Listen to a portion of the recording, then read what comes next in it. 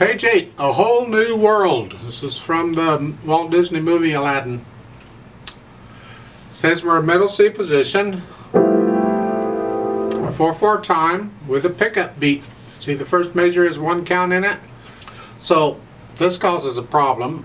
I'd like you to understand everything you're seeing in the music because it's kind of important. You don't let something gloss over, because what you let gloss over will be really important. Well, the problem is, according to the time signature, 4/4 time, every measure's got to have 4 counts in it. That's the rule. Well, when you have a pickup beat or an incomplete measure, an anacrusis, whatever you want to call it, you got to have another measure with the rest of the beats in it someplace. So when you put the two measures together, you get your 4 counts.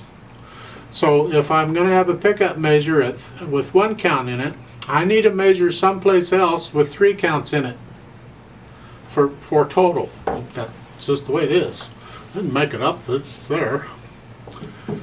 Normally they take the last measure of the piece and they chop it, and they take the end of that and put it at the beginning. So when you see a measure with a pickup measure, you can usually look at the last measure of the book and it'll have the other beats in it.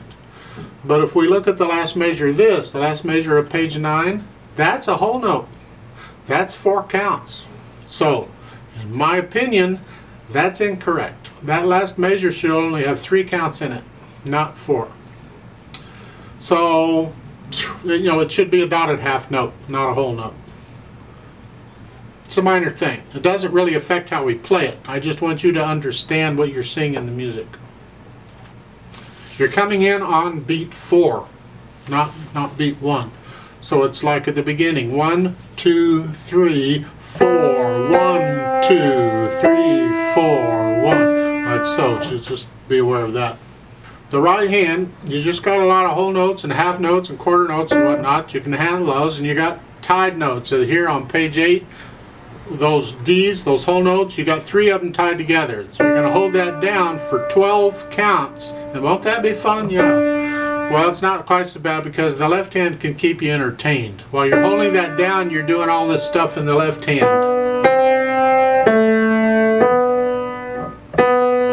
Like so. On page 9, first line, last measure there, you have an F sharp. So just you use your 4th finger because it's on the F, and so you just reach up with 4th finger. You get that again a few times. Third line down on page 9, again, you got whole notes, but you're going to hold that down for 12 counts, but the left hand's keeping you entertained again, so that's not too bad. And that's about it for the right hand. It's pretty straightforward. Now in the left hand gets to start it at this is 4, 1, 2, and then the right hand comes in. And the left hand has this other stuff going on while the right hand is holding notes down. So the left hand has some interesting things going on too. It's got its own rhythm, so to speak. Now, as far as tempo-wise, speed-wise, it says flowing quickly. Again, you can find recordings of this to get an idea how fast it goes. 1, 2, 3, 4, 1, 2, 3, 4, 1, 2, 3.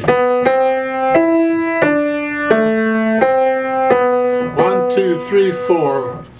You don't have to take it that fast. The idea is eventually you'd work it up to where it's close to where the recordings are playing at that speed. We're going to go real slow. That's all it is. Now, as far as the dynamics go, it tells you MF at the beginning again. There, we're back to MF.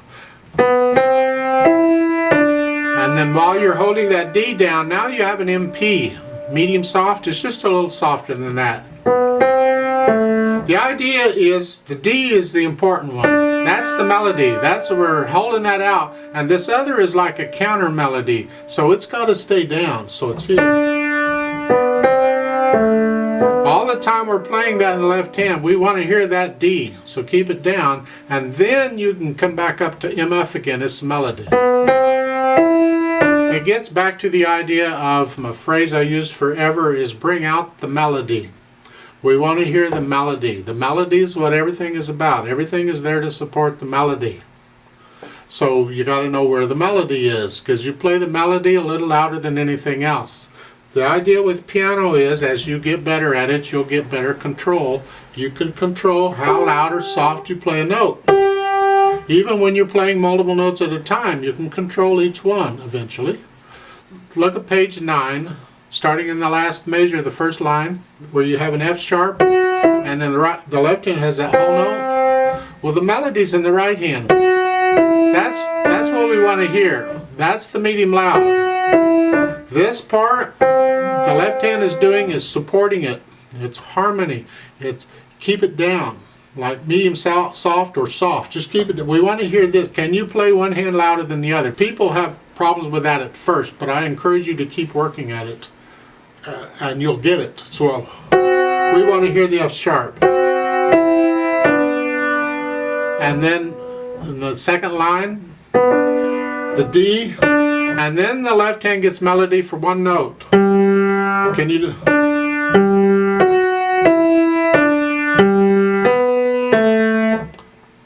That makes it tricky, because now the left hand is playing softly, and then occasionally it has to play a loud note, and then go back to playing softly, and that may be more than you want to tackle right now. But if you go through the book multiple times, and I hope you do, you'll get a little better at it. So maybe this is the third or fourth time you've been through the book and you're ready to tackle this. So at the end of the first line on page 9 here, the right hand gets it. Then going on, first measure, the second line, the D is loud, and then the G is loud, and then the F sharp. So it's that's what we want to hear. So you have to adjust the left hand accordingly.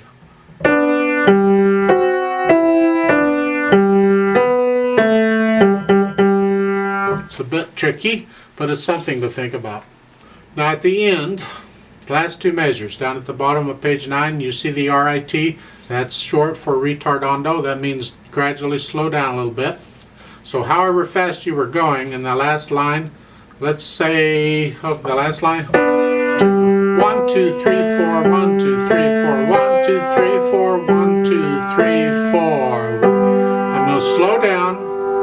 That's what that means. And then that fermata on the last, the dot with the half circle, the fermata, you hang on to that for however long.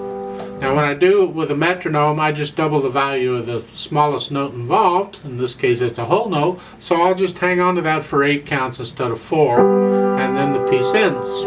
Ta-da. So you work up the notes and the rhythms and the fingering and all that, do the best you can with the dynamics. They're getting tricky, I know they are. And when you're ready, try it with me and we'll check your notes and rhythms to make sure you're getting those correct.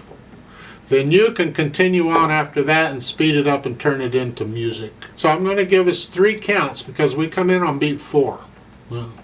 So go ahead, you're starting out in middle C position.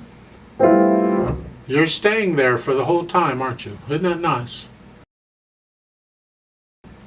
1, ready, go.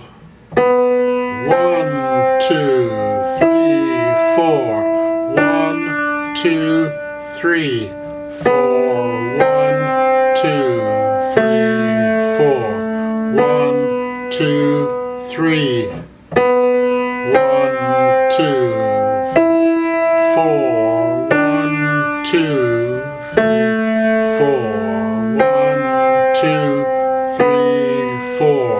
1, 2, 3, 4. 1, 2, 3, 4. 1, 2, 3, 4. 1, 2, 3, 4. 1, 2, 3, 4. 1, 2, 3, 4. 1, 2, 3, 4. 1, 2, 3, 4. 1, 2, 3, 4. 1, 2, 3, 4. 1, 2, 3, 4. 1, 2, 3, 4. 1, 2, 3, 4. 1, 2, 3, 1, 2, 3, 4. 1, 2.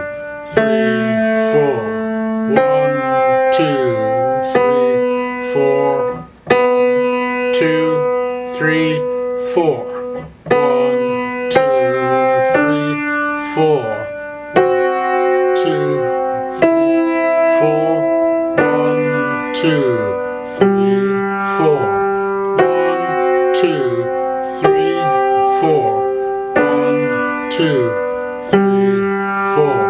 1, 2, 3, 4.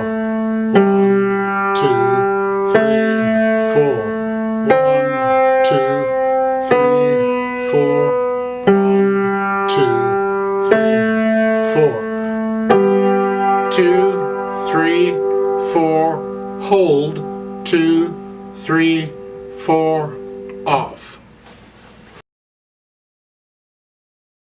Now on page 8 there is a teacher accompaniment part. I'd like to try that with you. So you play what you just played, only faster, and I'll play that and we'll have a duet. You'll be able to hear both together, I hope.